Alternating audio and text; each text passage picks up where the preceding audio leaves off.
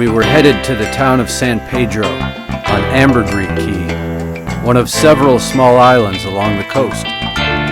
With just under 12,000 people, San Pedro is the fourth largest town in a country of only 400,000, and it is where we would spend our nights for the remainder of our trip.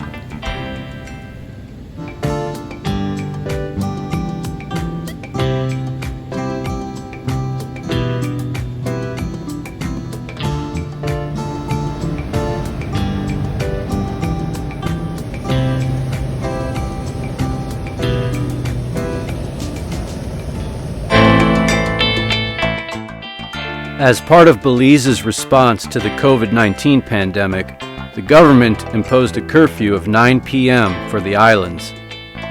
This was an improvement over the 6 p.m. curfew on the mainland, but the time constraints left us barely enough wiggle room to check into our guest house and make it to our 7:30 reservation at the Blue Water Grill for my birthday dinner. One nice thing about getting up early and enjoying a full day of activities is that the 9 o'clock curfew didn't feel like an imposition.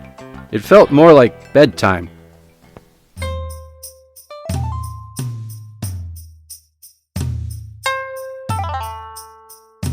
It's a little after 7 a.m. and I'm just walking down the street here in San Pedro. Just give you a little feel for the street.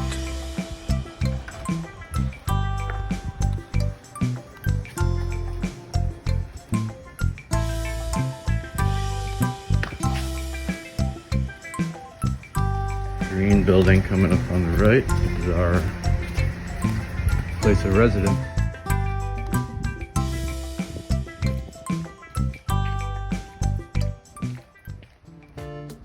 Do a quick walking tour of the apartment.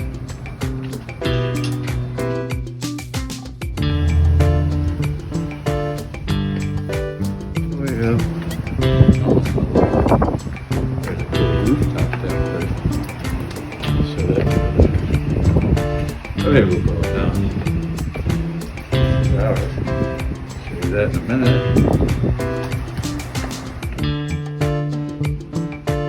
Morning.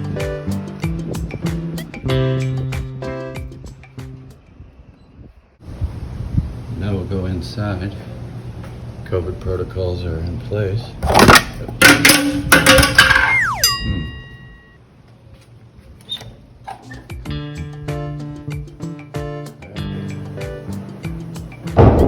This is our beautiful one-bedroom apartment. All the amenities at home, Wi-Fi, television, although we haven't used it. Another little porch out here, which is nice sometimes early in the morning if you want to come out for coffee, because the sun rises on the other side of the building and it is brutal. Beautiful San Pedro. That's a lagoon over there, and the actual sea is on the other side.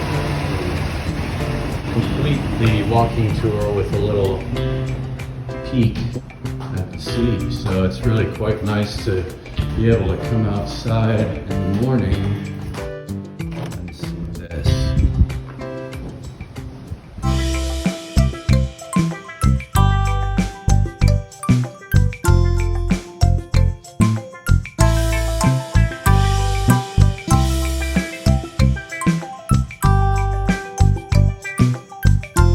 Later that morning, we headed out for some island hopping. Unlike many commuter rail systems in, say, Europe or the United States, the inter-island ferry system in Belize doesn't hold itself to quite as strict a schedule. As such, when we arrived at the dock for an 11 o'clock ferry to Caye Caulker, we found that it had been inexplicably canceled. With the next boat not until 1 o'clock, we wandered the streets of San Pedro, ultimately finding some delicious locally roasted coffee. The moral of the story is that if you're in a hurry to get someplace on these islands, don't be. After all, The motto around here is go slow.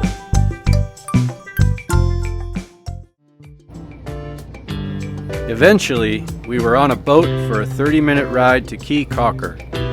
We had heard Caulker was the quintessential Caribbean island, complete with palm trees, mellow vibes, warm water, and ice-cold drinks, all imbued with that ubiquitous go slow sensibility. Overnight lodging on Caye Caulker was far more expensive than what we had found on Ambergris Caye, but we thought it would be a good place to spend an afternoon. Our specific destination was an area known as the Split, which started out as a man-made channel bisecting the island. In 1961, the devastating Hurricane Hattie irrevocably widened that channel, increasing the gap between the main population center on one side and a protected wilderness on the other. Today, the Split serves as a popular spot for swimming, water sports, or just enjoying a meal in the shade while being caressed by a gentle sea breeze. So, that's what we would do. What's up, guys? Put me in a video.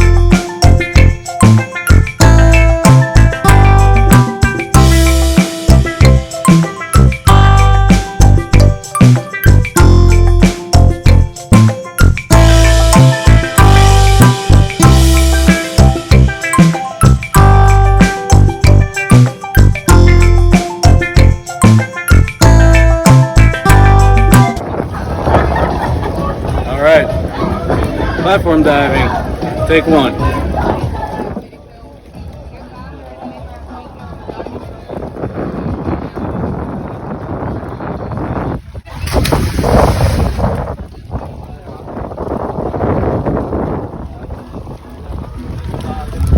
Nice, thank you.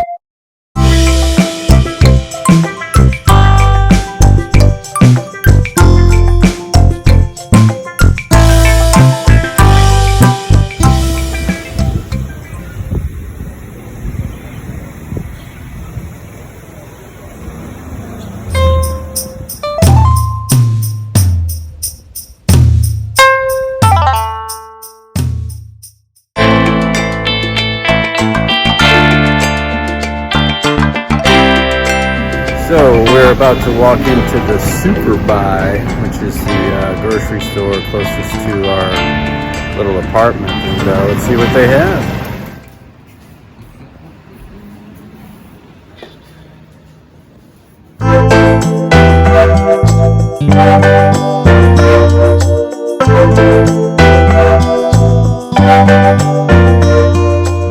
We got everything we were looking for. We basically got enough food for one dinner and tomorrow's breakfast. Now here's the kicker. The grand total was $177 Belizean, which if you cut that in half is basically 90 bucks.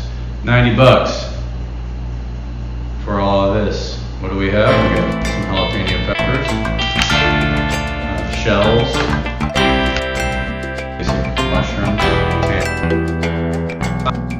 cream cheese, bagel, off-brand bacon, heavy cream. Got this cheese, Texas toast, and some creamer. So, long story short, it seems like we probably could have saved a lot of money by going out to eat for dinner and maybe even going out to eat for breakfast tomorrow. Probably have done that for less than 90 days. Let this be a learning experience for you.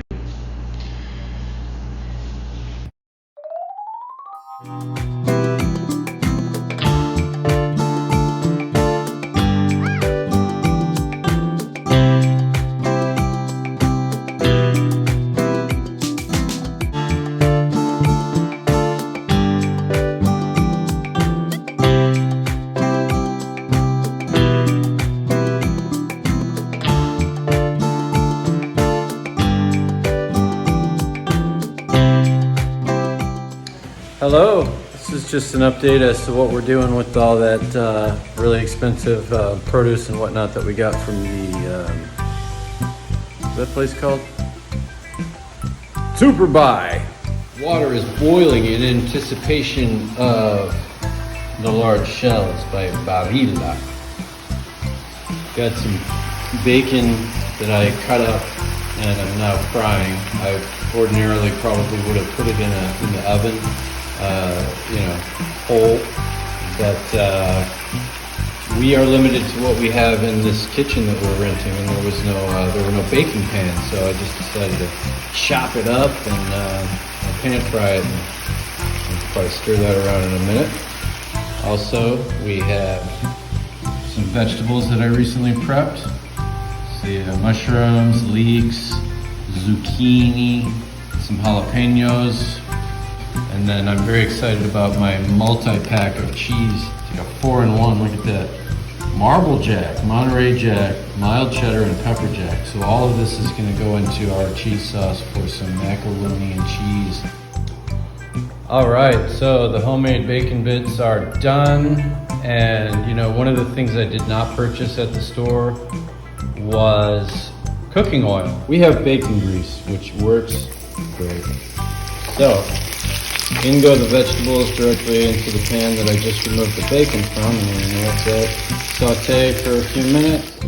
All right, so vegetables are done. They're hanging out with the bacon for the time being. The pasta is in the water, and now getting onto our cheese sauce now. So I got my 4-cheese blend all chopped up into cubes, and I'm gonna gradually add that into this bubbling cauldron of heavy cream. So for those of you that want to recreate this at home, which you will, it's 1 pint, 16 fluid ounces of heavy cream, and 1 pound of cheese, your choice. I like to go with a blend, mix it up a bit. Now ordinarily I would have added salt and a little bit of cayenne pepper. Now these are things that I did not purchase at the store, again because one use. I'm not gonna spend the money, especially on an island where things tend to be a little bit more expensive, or a lot more expensive depending on what they are. So you just gradually stir in the cubes. Generally you want to bring the cream to a boil and then immediately reduce the heat to a simmer. That sauce is going to thicken up as the cheese melts, and it's going to become just glorious. All right, the Texas toast is in the works, and cheese sauce is coming along nicely. Now, here's the secret ingredient, one of them anyway. Normally it would be white wine, but I don't have any. But I did have this Belican, which is the national beer of Belize, and so I'm gonna add just a little bit. It's gonna give it a nice extra something. Upon completion of the cheese sauce and the pasta, we just added all of the mixed vegetables and the sauce and the pasta and everything together, and there you have it. So this is 4-cheese macaroni with bacon and mixed vegetables. And it may not be the best macaroni and cheese ever made, but I'll tell you what, it might very well be the most expensive. Good night.